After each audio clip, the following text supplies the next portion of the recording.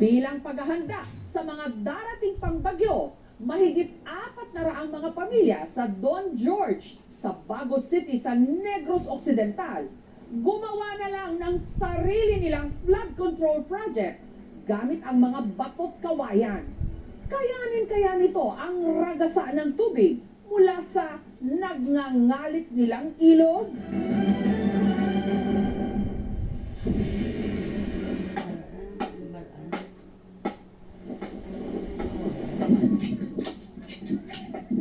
Puspusan ang paghahanda ngayon ng mga tiga-barangay Don George Araneta sa Bago City, Negros Occidental. Parating na naman kasi ang isang bagyo, si Wilma. Nangangamba sila, lalo't ang kanilang dike. Nasira sa pagdaan ng sunod-sunod na mga bagyo at hanggang ngayon, hindi pa rin naaayos. Dahil pakiramdam nila, wala nang maaasahang tulong sa gobyerno, sila na mismo ang nag-isip ng remedyo. Gumawa sila ng improvised flood control structure sa ilog gamit ang mga inipon nilang kawayan at bato. Ang tawag nila rito, arorong. Parang basket, lagyan ng mga bato. Kung sakali may baha, hindi agad maano kasi nakabuo siya.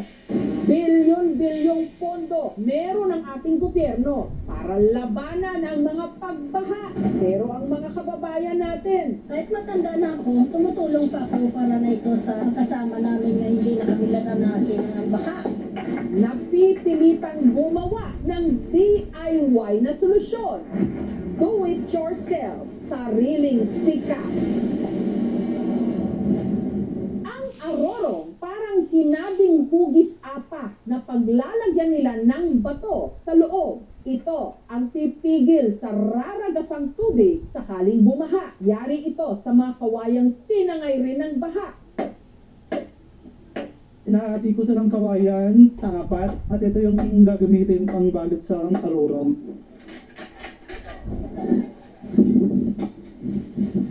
Tinutulisa namin yung kawayan para hindi matumba. Nung naitayo na nila ang haligi, sinuksukan ito paikot ng mahahabang pinakinis na kawayan. Kailangan siyang salitaan para maging matibay. Parang naghahabi lang. Matapos ang kalahating oras, nakabuo na sila ng isang arorong. Pinagtulungan nila itong ilipat malapit sa nasirang dike.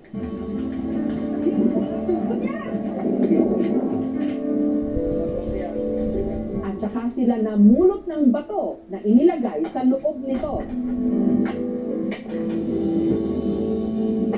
Ang barangay Don George Araneta kasi nakatindig malapit sa Maragandang River. Noong dekada 70, nagbayanihan na raw ang mga residente rito para mapatayuan ang isang bahagi ng ilog ng dike. Itong dike na to, mga mula pa noon sa aming mga tatay, sila yung nagtutulong-tulong para magawa ito. Ginagawa nila itong mano-mano, pasan-pasan din lang. Mahigit 50 years na, pero andyan pa rin siya. Kahit na medyo nasira-sira lang, at least napakinabangan pa rin. Yung purok na nakinabang dito, mga 5. Pero sa paghagupit ni Bagyong Tino sa Negros, nito lang nakaraang buwan, ang isang bahagi ng dike nawasak. Kaya mabilis daw na binaha ang maraming taniman at kabahayan. Ari na guys, so nagtunga ang suba, nabitas, ang ini area, ang daming buhangin. Na sobrang bilis ng pangyayari na taranta ang mga tao hindi ready, hindi lahat in-expect na ganun kataas. Buti lang at umaga ang nangyari, kung hindi siguro dami ding mga napatay. Isa pa sa mga pinalubog ng baha ang bahay ni Lester. Kala ko, lang yung umapaw. Wala, ilog lang umapaw. Sa yung tubig, parang yung mga putik, mga dala. Siguro na-trap ako dito kung di ako mali. At nung balikan niya ang kanilang bahay, nanlumo na lang siya sa kanyang naabutan. So ngayon na dinaanan ng bagyo, no, tubig, Kaya nasira to. Wala na mga gamit ko. Gaan ko dito.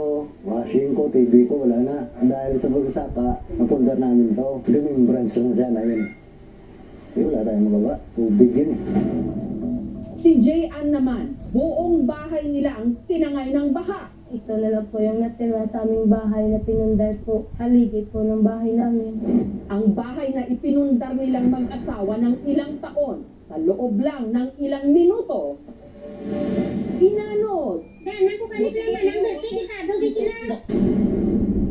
Hindi man po namin in-expect na ganun po mangyari sa amin. Hindi na po namin alam kung paano po kami ulit po ng paano po kami ulit makabahay ng ganun.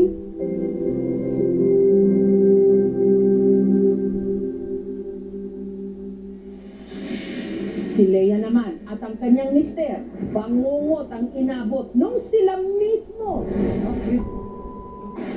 ang tinangay ng baha.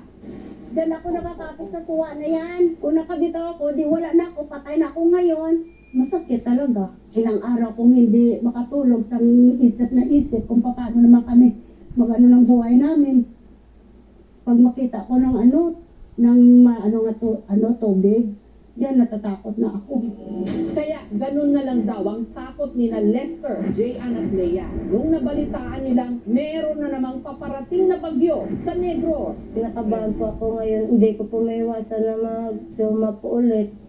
Dahil dito, hindi na raw sila nag-atubili pang tumulong sa paggawa ng mga arorong sa ilog. Nasya na lang daw nilang pag-asa kung sakaling magkaroon muli ng grabeng pagbaha. Kahit matanda na ako, nagtutulong pa rin kami sa bayan dahil kami madya ang maanan dito pag hindi namin ito ginawa doon. Ang paggawa ng arorong, ideya ni Cecilia. Initiative lang para mas madali, para mas buo yung pato. Kaysa magpa-file-file kami na mahirap siyang gawin. Kahit pansamantala, ginagawa namin kasi wala naman matulong sa amin. Parang naawa ako sa kanila. Wala man ako ipasildo sa kanila. Pero yun nga, tumulong sila. Sabi ko sa kanila na sana may dumating na biyaya na kahit kunti makatulong din sa inyo. Ang pamunuan ng barangay, gumawa rin ng paraan para mas lalong tumibay ang mga arorong. Meron tayo sa city ng Bakpo, nilagyan natin ng mga material galing sa ilog para lalong mas tumibay. In case na halimbawa na lumaki ulit yung tubig, hindi na basta-basta na masira. May pondo naman daw sana ang barangay na pwedeng gamitin sa mga sitwasyong katulad nito. Yun nga lang, bukod sa kakarampot, hindi pa raw nila ito magamit dahil sa unliquidated budget di mano ng nakaraang administrasyon ng barangay. 1.2 million unliquidated hanggang ngayon. Kaya hanggang ngayon nakaano pa rin tayo, nakapako pa rin tayo. Pwede natin magamit to para sa DPDO na nasira. Kahit pa paano, malagyan natin ng simento yan dyan, tsaka mga bato para mapagtibay lang naman. Sa previous administration, ilang beses naman natin din na tinatawag pero hindi na pumupunta dito. Sinubukan naming puna ng pahayag ang dating kapitan ng barangay pero tumanggi itong magpa-interview dahil meron daw siyang sakit. Nalaman ng aming team na hindi lang pala ang mga tiga-barangay Don George Araneta ang dumiskarte para hindi sila anurin ng baha. Sa barangay Binubuhan na nasa gilid din ng Maragandang River, nasira naman ang kanilang tulay nung humagupit din si Bagyong Tino. At para raw makatawid ang mga residente, nagbayanihan na rin sila para makagawa ng kawayang tulay. Kung totoo sa'yo, hindi kami dapat ang gumawa nito. Kasi may gobyerno naman tayo. May gobyerno naman tayo na maraming tira. May gobyerno naman tayo sana natutulong. Pero ayaw na namin maghintay. Ang gobyerno, kumbaga, kailan pa? Samantala ngayon, kailangan na namin gumawa na kami ng sarili namin. Pinuntahan ng aming team ang local government unit ng Bago City para kunin ang kanilang reaksyon. You cannot keep them from that sentiment na pinapabayaan sila. Hindi mo naman po masisi sila po. Hindi mo naman po sila mapigilan na they will take action on their own also. Kasi po we have to evaluate all the infrastructure na nasira. Cannot immediately dispatch a budget even it's really important and emergency. It's hard. we are in government, we have to follow also the procedures. As far as I know, in that area, wala pong project na flood control dyan. Siguro as soon as we have the budget, paggawa naman na kagad na. Samantala, dahil biglang bumuhos ang ulan, natigil muna sa paggawa ng aroro ang mga residente. 2 arurong na ang natapos namin. Try namin bukas na bumalik naman dito. Hindi kami sure kung talagang makakatulong pa. Pero sure kami na hindi talaga ito matibay. Kaya ang hiling nila ngayon, mabigyan sila ng sarili nilang flood control project. Kung wala kami magabat, simple, tiisin na lang. Sana pinarakot nila, dyan na tulong na lang nila sa nangailangan. Itabaw pa nila, mamatay sila, di naman nila madala yun. Huwag niyo pong nakawan yung mga pera kasi po kailangan namin din dito ng mga pera para sa aming flood control po. Kami mahirap na rin talaga. Sila, mayaman. Ganyan na talagang buhay namin. Kung mayroon na kaming pera, ayaw na namin magtiis. Kaya lang, wala kaming pera, kaya magtitiis kami, magtatrabaho kami. Wala na kaming choice. Kung ang ibang distrito nakarampot o halos walang budget ang mga proyekto, sa ibang lugar naman, tiba-tiba. Sa inilabas na listahan ng PCIJ o ng Philippine Center for Investigative Journalism kamakailan, makikita ang 15 mga distrito na nakatanggap di mano ng lion's share o pinakamalaking parte mula sa espesyal na pondo ng DPWH.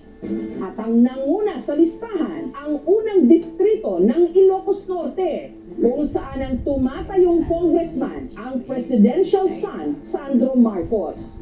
Sumunod naman sa kanya, ang Leyte 1st District, na distrito naman ng pinsan ng Pangulo, ang dating House Speaker Martin Romualdez.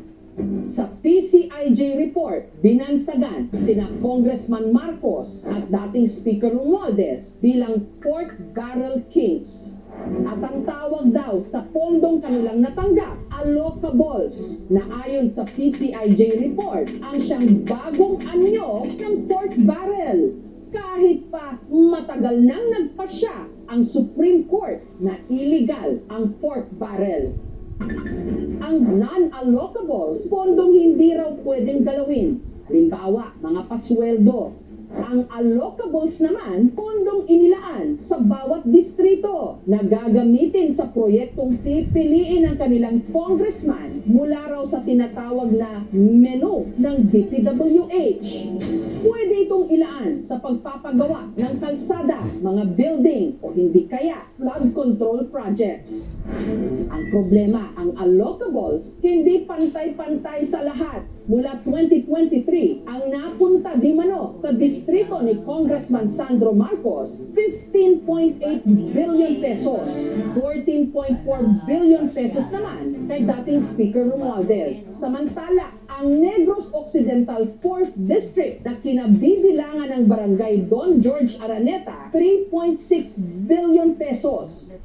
Depensa ng dating DPWH Secretary Manuel Bunoan at ni-resigned DPWH Undersecretary Cathy Cabral. Meron daw kasing sinusunod na formula na ang nakakaalam daw, iilang tao lang. Meron kayong tinatawag na allocable. How much percent is that? A legislative allocable for House and the Senate, approximately 50% of the budget seat. Meron kami kasing the allocation, Your Honor, under the NEP. This will determine actually what would be the allocable amount per legislative district. Ang formula pong yun, ay kahit kailan po ay hindi na ipaliwanag sa amin ni Jose Cabral. Malaki siyang red flag, no? Kasi pondo natin to kailangan ng transparency kung paano nag-arrive sa mga formula na to. Kailangan i-explain bakit kaya yung mga kamag-anak ng presidente yung pinakamaraming nakuha. Valid kaya yon? Is it science-based? Delikado yung ganong sistema, no? Na mga politiko yung nagde-decide kung magkano yung napupunta sa kapwa nilang mga kongresista.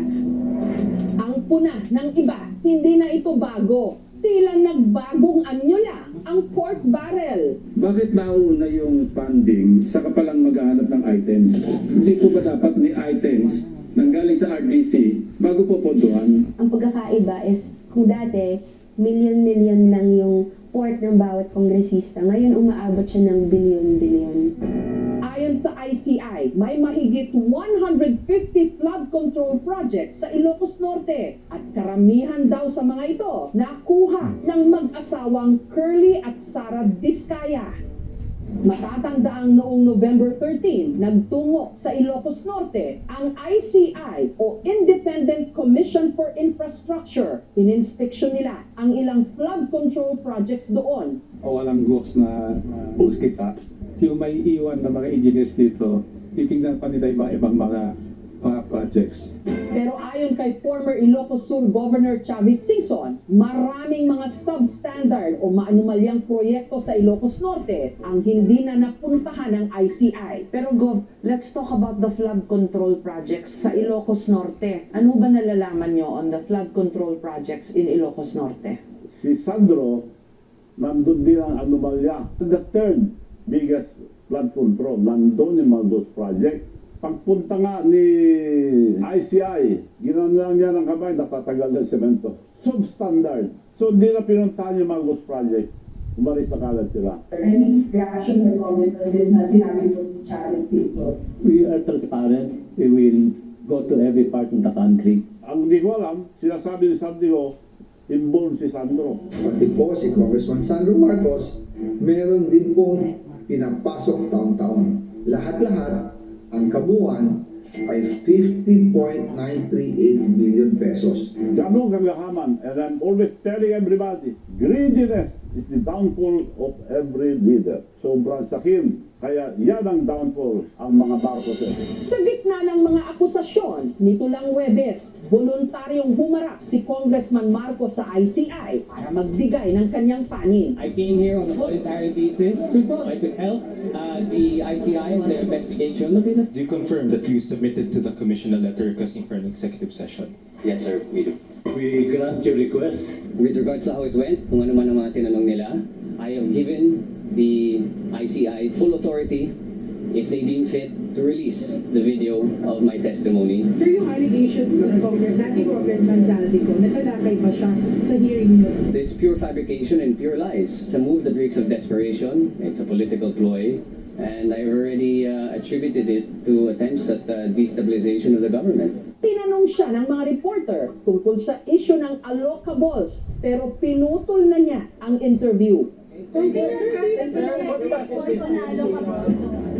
Sinubukan naming kuhanan ng panig si Congressman Marcos, pero hindi pa sila tumutugon habang ginagawa ang report na ito. Naglabas din ng official statement si dating House Speaker Romualdez sa kanyang social media account tungkol sa issue. I willingly submitted myself to the ICI's fact-finding process, appeared voluntarily, and remained in the country. Throughout all these proceedings, no sworn or credible evidence has ever linked me to any irregularity, and again, my conscience remains clear. Bilyones ang bumabaha sa ilang mga distrito.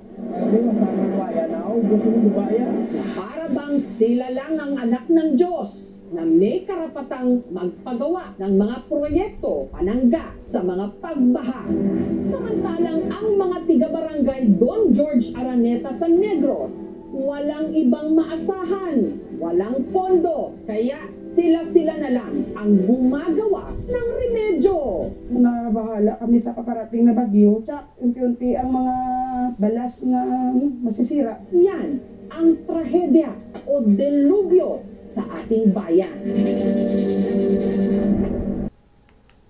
Nangako ang Bureau of Internal Revenue na magpapatupad ito ng mga reforma para mapigilan ang pang-aabuso sa mga ini-issue na letter of authority at mission order sa mga negosyante.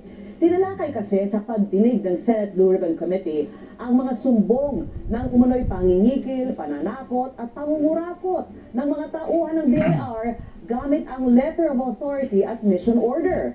Ayon kay Senador Erwin Tulfo, may mga maliliit at malalaking negosyong nagpahayag ng pagkabahala na di umano makatarungan ang ginagawang tax assessment sa kanila. Dagdag pa ni Senador J.V. Ejercito, ikinukubra umano ng mga asesor ang 70% ng nakokolektang buwis at pinaghahatian pa umano ng mga tauhan ng BIR. Sagot naman ni BIR Commissioner Charlito Mendoza na nasa pagdinig kanina, kabilang sa mga reforma para mapigilan ito ang pansamantalang suspensyon sa pag-i-issue ng mga letter of authority. At yan ang mga balita ngayong Huwebes, 14 na araw na lang, 2 linggo na lang, Pasko na!